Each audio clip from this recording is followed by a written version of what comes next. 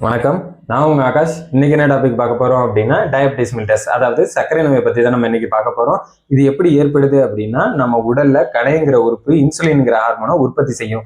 அந்த உற்பத்தியில தடைபடுறதுனாலயோ இல்ல அது இன்சுலின்ங்கிற ஹார்மோனோட செயல்திறன் குறையிறதுனாலயோ இந்த சர்க்கரை நோய் ஏற்படும். நம்ம ரத்தத்துல சர்க்கரையோட அளவு எவ்வளவு இருக்கணும் அப்படின்னு பார்த்தோம்னா, நம்ம சாப்பிட்றதுக்கு முன்னாடி 70ல இருந்து 100 வரையும் இருக்கணும்.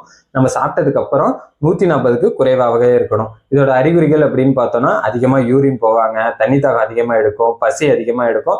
ஏதாச்சும் அடிபட்டு இருந்துச்சுன்னா அந்த காயம் ஆடுறதுக்கு லேட் ஆகும். இதோட சிகிச்சை முறை அப்படின்னு பார்த்தோம்னா, இந்த இன்சுலின்ங்கிற ஹார்மோன் உற்பத்தியே ஆகாதவங்க இது ஊசி மூலியமா எடுத்துக்கலாம். என்னென்ன ஊசிகள் அப்படின்னு பார்த்தோம்னா, rapid acting insulin, short acting insulin, intermediate acting insulin, long acting insulin எடுத்துப்பாங்க. இந்த உற்பத்தி தடைப்படுறவங்க என்னென்ன மாத்திரைகள் எடுத்துக்கணும் அப்படின்னா, மெட்டஃபார்மின், சல்ஃபலின், லூரியஸ் டேப்லெட்ஸ் அதிகமா எடுத்துக்கணும். தவிர்க்க வேண்டிய உணவுகள் அப்படின்னு பார்த்தோம்னா, இனிப்பு வகைகளை குறைச்சிக்கணும், வெள்ளை அரிசி மாவு வகைகளை குறைச்சிக்கணும், மதுபானங்களையும் கட்டுப்படுத்தணும். இதை தொடர்ந்து செஞ்சுக்கிட்டே இருக்கிறதுனால சர்க்கரை நோயை நம்மளால கட்டுப்படுத்த முடியும். தேங்க்யூ.